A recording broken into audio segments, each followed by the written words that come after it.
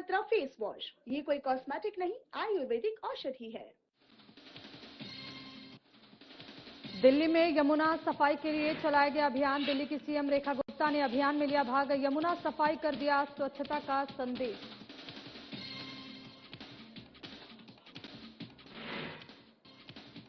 मां Yamuna river bank cleanliness drive अभियान का आयोजन सीएम रेखा गुप्ता ने की। यमुना की सफाई, लोगों से किया यमुना को स्वच्छ रखने का आह्वान।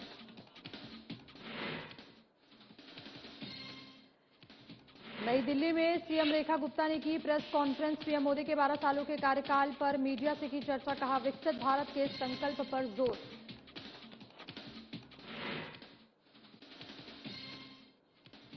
दिल्ली में हुई नीति आयोग की 11वीं गवर्निंग काउंसिल की बैठक। पीएम मोदी ने की बैठक की अध्यक्षता। सीएम रेखा गुप्ता समेत दूसरे राज्य के मुख्यमंत्री भी हुए शामिल।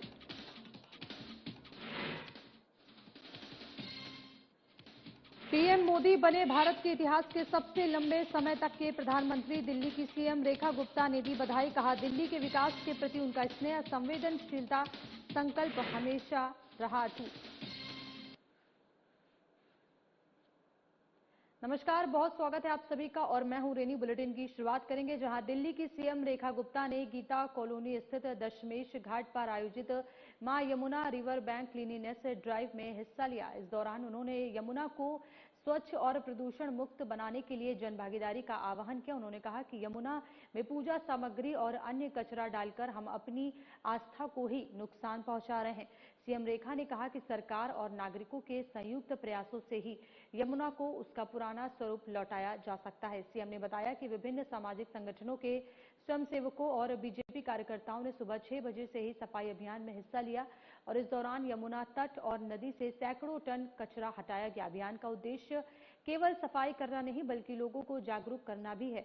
मुख्यमंत्री ने स्पष्ट किया कि ये कोई एक दिवसीय कार्यक्रम नहीं है बल्कि एक सतत अभियान है। उन्होंने कहा कि समय समय पर ऐसे कार्यक्रम आयोजित किए जाएंगे और नागरिकों को इससे जोड़ा जाएगा ताकि यमुना को स्वच्छ, निर्मल और अविरल बनाया जा सके। सीएम रेखा गुप्ता ने कहा कि पीएम के स्वच्छ भारत विजन से प्रेरित ये अभियान यमुना संरक्षण को जनभागीदारी का आंदोलन बनाने की दिशा में अहम कदम है। उन्होंने बताया कि पिछले वर्ष मेरी यमुना मेरा कर्तव्य अभियान के तहत 12 टन से अधिक कचरे का वैज्ञानिक निस्तारण किया गया था और इस बार अभियान को और व्यापक स्वरूप दिया गया है ताकि आने वाली पीढ़ियों के लिए यमुना को स्वच्छ और जीवनदायिनी बनाया जा सके।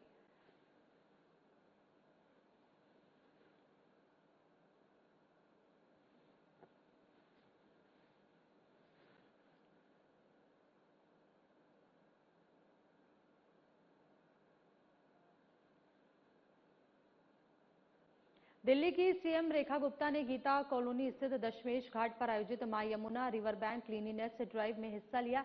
इस दौरान उन्होंने यमुना को स्वच्छ और प्रदूषण मुक्त बनाने के लिए जन भागीदारी का आह्वान किया। उन्होंने कहा कि यमुना में पूजा सामग्री और अन्य कचरा डालकर हम अपनी आस्था को ही नुकसान पहुंचा रहे हैं।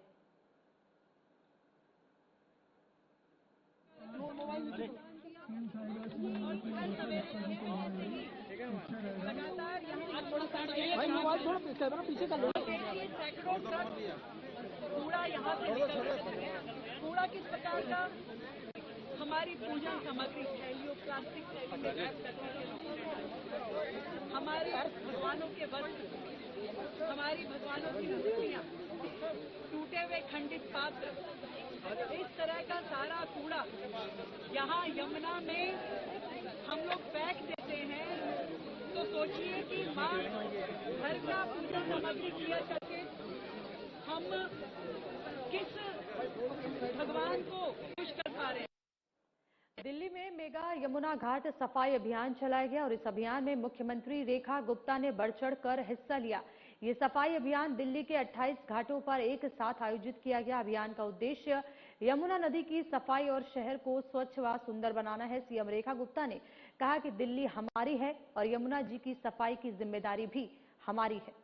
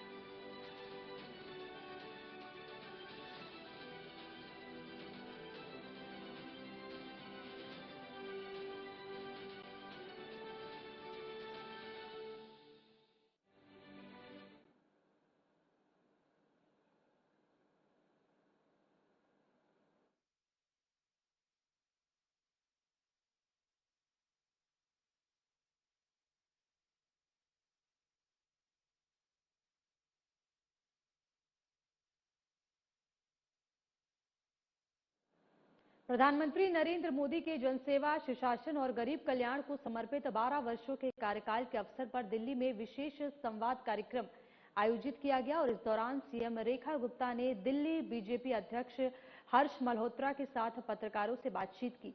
साथ ही उन्होंने कहा कि बीजेपी नेताओं ने मोदी सरकार की उपलब्धियों को रेखांकित किया। प्रधानमंत्री के नेतृत्व में गरीबों, किसानों, युवाओं, महिलाओं और मध्यम वर्ग के लिए अनेक जन कल्याणकारी योजनाएं लागू की गई, जिससे करोड़ों लोगों के जीवन में सकारात्मक बदलाव आया है। वहीं उन्होंने कहा कि भारत की वैश्विक प्रतिष्ठा लगातार बढ़ी है और देश विकास के नए आयाम स्थापित कर रहा है। दिल्ली में भी आधुनिक बुनियादी ढांचे, बेहतर कनेक्टिविटी और जनहितकारी योजनाओं के माध्यम से विकास को नई गति मिली है। फिलहाल कार्यक्रम में विकसित भारत और विकसित दिल्ली के संकल्प को आगे बढ़ाने पर जोर दिया गया। नमस्कार। आज का दिन हम सब भारतीयों के लिए गर्व का दिन है, खुशी का दिन है और नए भारत की उपलब्धियों को सेलिब्रेट करने के लिए उत्सव का दिन भी है। इस बात को कहते हुए मुझे बड़ी खुशी है। आज विश्व के सबसे लोकप्रिय नेता माननीय प्रधानमंत्री श्री नरेंद्र मोदी जी ने देश के प्रधानमंत्री के रूप में लगातार 12 वर्ष पूर्ण किए हैं। 12 वर्ष का विश्वास, 12 वर्षों का विकास और 12 वर्षों का जन सेवा का संकल्प, 12 वर्षों के नए भारत का निर्माण। एक एक दिन भारत की नई इबारत लिखी गई और उसका लाभ देश के 140 करोड़ लोगों तक लगातार पहुंचा। और यह 140 करोड़ भारतीयों का अटूट विश्वास, अपार स्नेह और समर्थन का ही परिणाम है। यही विश्वास भारत को नई दिशा और नई गति देने की सबसे बड़ी शक्ति है। बीते 12 वर्षों में मोदी जी ने प्रधानमंत्री पद को जन सेवा का माध्यम बनाया, ये हम सब ने देखा है। देश के अंतिम व्यक्ति तक विकास पहुंचाने का संकल्प और उस संकल्प के साथ उन्होंने शासन को सेवा और संवेदनशीलता और सुशासन का प्राय बनाया। हर एक काम जो उन्होंने किया उसमें साफ तौर पे दिखाई देता था कि तरीके से 12 साल में निरंतर 24/7 काम करते हुए प्रधानमंत्री जी ने नेतृत्व की नई परिभाषा लिखी। आज हम सब यहाँ उपस्थित हैं। प्रधानमंत्री जी की जन कल्याणकारी नीतियों, दूरदर्शी सोच और कुशल नेतृत्व के परिणाम स्वरूप बीते 12 वर्षों में भारत ने खेत खलिहान से लेकर चंद्रयान तक और गांव की चौपाल से लेकर वैश्विक मंचों तक अभूतपूर्व उपलब्धियां हासिल की है। प्रधानमंत्री जी के नेतृत्व में 12 वर्षों में भारत ने जो यात्रा तय की है वो असाधारण है। और इसीलिए जब एक समय था वैश्विक मंच पे भारत केवल अपनी उपस्थिति दर्ज कराता था, केवल उपस्थिति दर्ज कराता था, पर आज का भारत वैश्विक एजेंडा को प्रभावित करने वाला है, दुनिया को दिशा देने की क्षमता रखता है। और ये सब कुछ संभव यदि हुआ है तो देश के प्रधानमंत्री नरेंद्र मोदी जी की विजन के कारण, उनके नेतृत्व के कारण। और आज दुनिया भारत को संभावनाओं का, समाधानों के देश के रूप में देखती है। भारत एक सॉल्यूशन प्रोवाइडर भी है, इनोवेशन हब भी है और ग्लोबल ग्रोथ इंजन के रूप में भी अपनी मजबूत पहचान स्थापित लगातार कर रहा है। 12 वर्षों की यह यात्रा जन विश्वास, जन भागीदारी, जन शक्ति की यात्रा है। यह नए भारत के आत्मविश्वास, सामर्थ्य और संकल्प की यात्रा है। मैं मोदी सरकार की कुछ महत्वपूर्ण उपलब्धियां बताना चाहती हूँ। अधिकतर हमारे ध्यान में है और यदि एंड टू एंड सारी बताऊंगी तो लगता है पूरे दिन का सम्मेलन करना पड़ सकता है, पर ये 1 घंटे की चीज़ है तो मैं कुछ पे प्रकाश जरूर डालना चाहूंगी। जैसे कि अर्बन ट्रांसपोर्ट एक बहुत बड़ा उदाहरण है। देश में 2014 में देश में 248 किलोमीटर लंबा मेट्रो का नेटवर्क था, जो आज बढ़ करके 1095 किलोमीटर से अधिक हो चुका है और 26 शहरों में अभी तक ये पहुंच चुका है। इसी तरीके से एयर कनेक्टिविटी के क्षेत्र में भी बहुत बड़ा बदलाव हम सब ने देखा है। उड़ान योजना ने आम नागरिक को हवाई सफर करने के जो सपने थे वो साकार किए। आज देश में 140 164 से अधिक एयरपोर्ट चल रहे हैं और भारत दुनिया का तीसरा सबसे बड़ा डोमेस्टिक एविएशन मार्केट बन चुका है। डिजिटल इंडिया आज दुनिया के लिए एक मिसाल है। प्रधानमंत्री ग्रामीण डिजिटल साक्षरता अभियान के तहत 6 करोड़ से अधिक लोगों को डिजिटल एम्पावरमेंट मिला और भारत नेट प्रोजेक्ट के माध्यम से लगभग 2 लाख से अधिक ग्राम पंचायतों को ऑप्टिकल फाइबर नेटवर्क से जोड़ा गया। बहुत बड़ा काम था। इससे पहले कभी किसी ने इस प्रकार से सोचा नहीं था कि भारत जैसे देश में इस तरीके की नेटवर्किंग स्थापित हो सकती है। मेक इन इंडिया, आत्मनिर्भर भारत अभियान से भारत को ग्लोबल मैन्युफैक्चरिंग हब के रूप में नई पहचान दी गई। इलेक्ट्रॉनिक प्रोडक्शन जो है वो लगभग 6 गुना ज्यादा बढ़ा है। आज भारत दुनिया का दूसरा सबसे बड़ा मोबाइल फोन मैन्युफैक्चरर बन गया है। आज हम अपनी देश की जरूरत के मुताबिक अधिकतम मोबाइल अपने यहाँ ही मैन्युफैक्चर कर पा रहे हैं। सेमीकंडक्टर सेक्टर में लगभग 1,64,000 लाख करोड़ रुपए से अधिक की इन्वेस्टमेंट ने भारत को ग्लोबल टेक्नोलॉजी हब की दिशा में एक मजबूत बढ़त दी है। इसी तरीके से PLI scheme, production linked incentive scheme के माध्यम से मैन्युफैक्चरिंग सेक्टर जो है उसको एक नई ताकत दी गई, जिसके तहत 20 लाख करोड़ से अधिक की सेल हुई है और 20 लाख से ज्यादा एम्प्लॉयमेंट अपॉर्चुनिटीज भी बनी है। डिफेंस सेक्टर, हम सबको ध्यान है कि आत्मनिर्भर भारत की बड़ी उपलब्धियों में शामिल है। उत्तर प्रदेश में और तमिलनाडु में, दोनों राज्यों में डिफेंस कॉरिडोर बनाए गए। डिफेंस प्रोडक्शन रिकॉर्ड स्तर पे पहुंचा है और भारत का डिफेंस एक्सपोर्ट 100 से अधिक देशों में अब तक पहुंच चुका है। ये हम सब के लिए बहुत ही सम्मान की बात है। स्टार्टअप इंडिया ने युवाओं को नए अवसर दिए।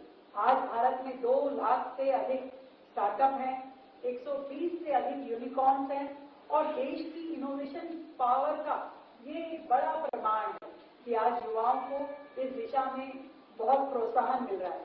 नॉर्थ ईस्ट जो कि कभी भी डेवलपमेंट की चर्चा से बहुत दूर रहता था, कभी उस तरफ सरकारें पहुंची नहीं थी, कोई काम होता नहीं था, परंतु मोदी जी की सरकार के समय में सभी नॉर्थ ईस्ट के राज्यों को मुख्य धारा से मजबूत रूप में जोड़ा गया। Road connectivity, railway, air service, tourism और इन्वेस्टमेंट, इस क्षेत्र में इन सभी नॉर्थ ईस्ट के राज्यों में अभूतपूर्व काम हुआ है।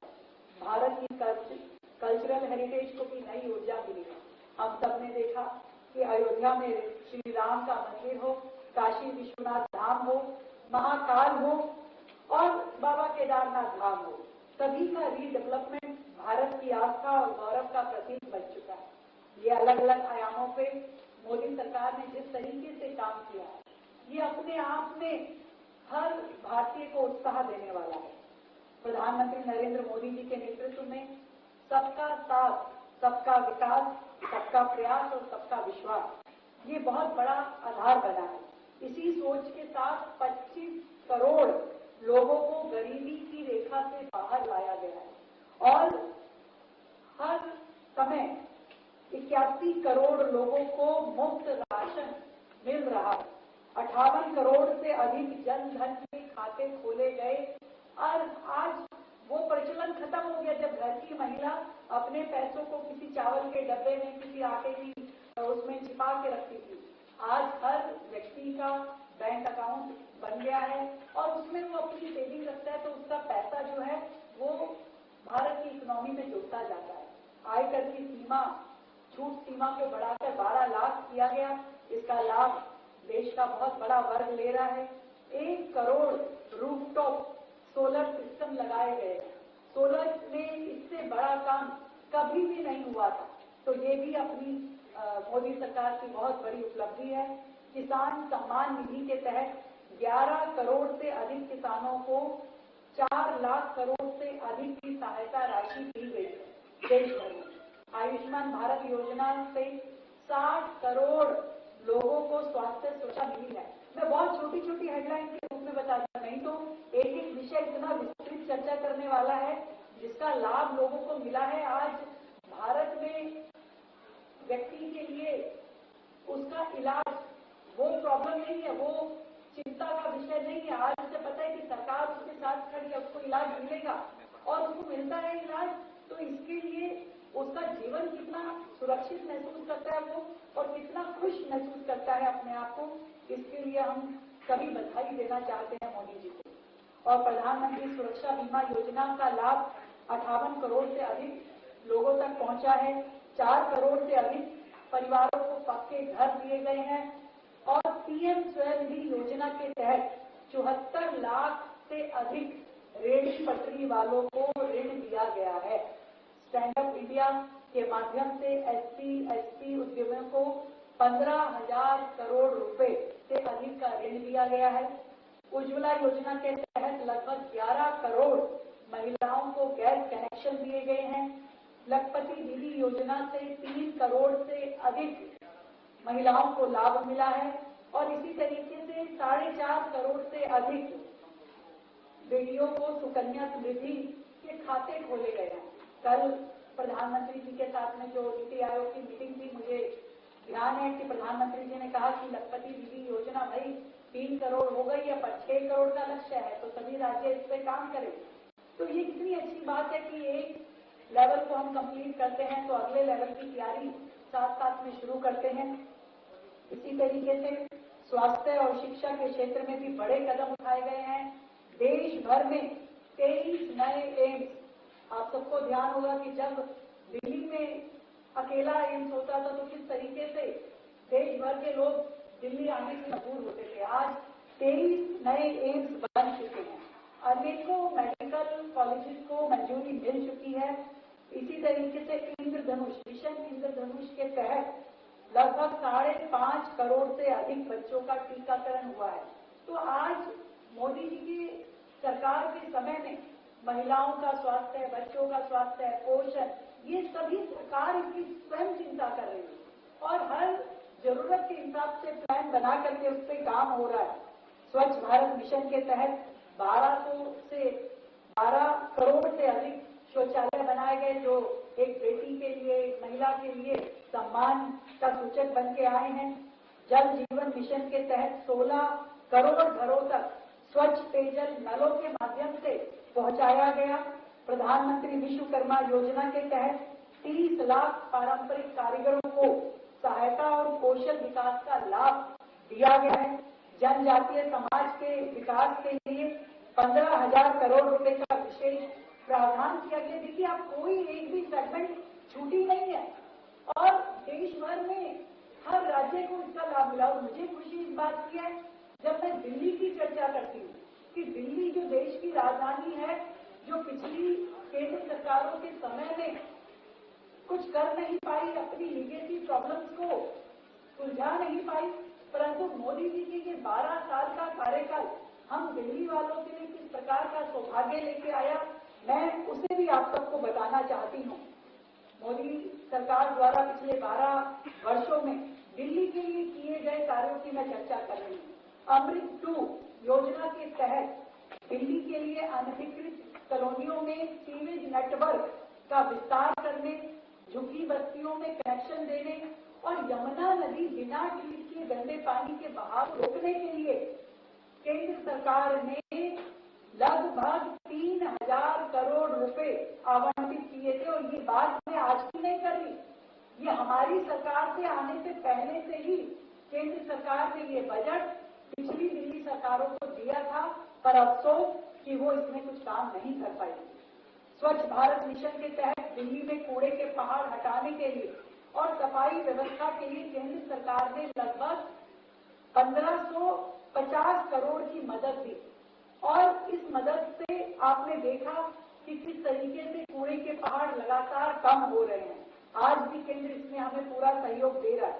केंद्र ने विभिन्न परियोजनाओं में तेजी लाने के लिए पूंजीगत निवेश हेतु विशेष सहायता शासकीय योजना के तहत दिल्ली को पिछले वर्ष 25-26 वर्ष के समय हमें लगभग 821 करोड़ रुपए दिए और इस साल भी एक बड़ा अमाउंट हम एक्सपेक्ट कर रहे हैं कि दिल्ली को शासकीय के तहत हमें मिलेगा, जो कि पूरी तरीके से कैपिटल एक्सपेंडिचर जो शहर में होते हैं उनको किए जाने के लिए केंद्र सरकार देती है।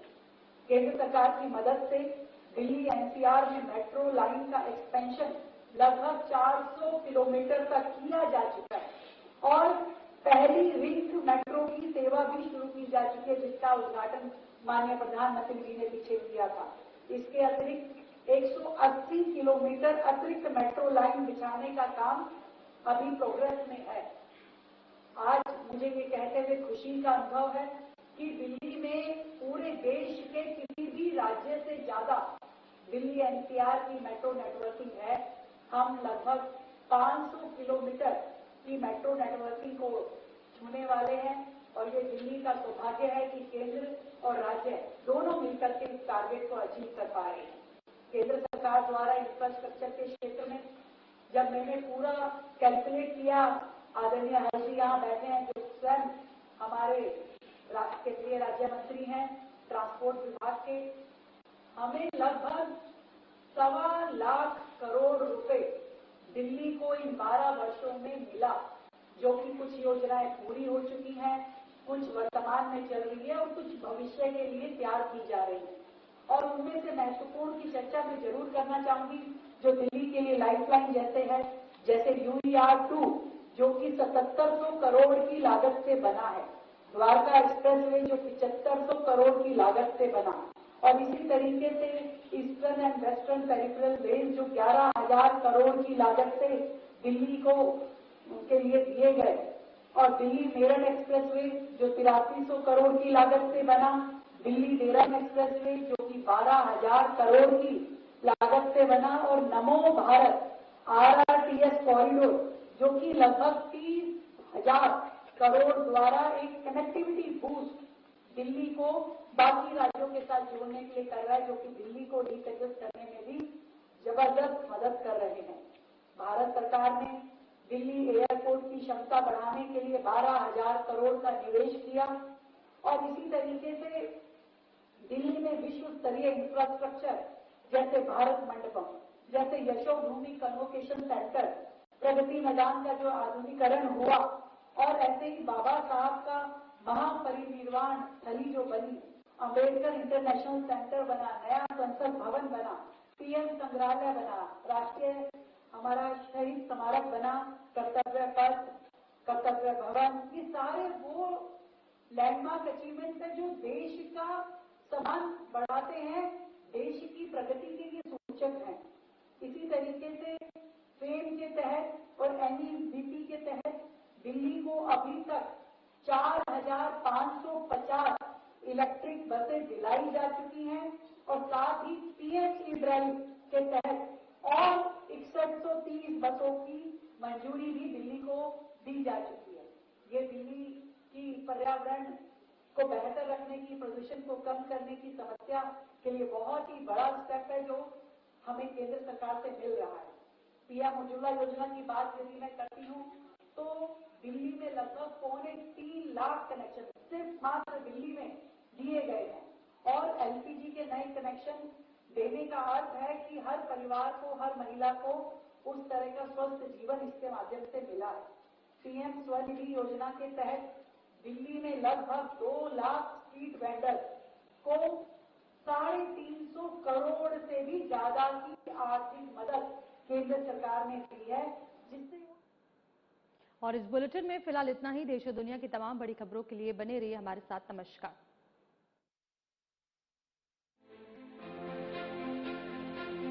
पिछले 12 वर्षों में दिल्ली मेट्रो को विश्व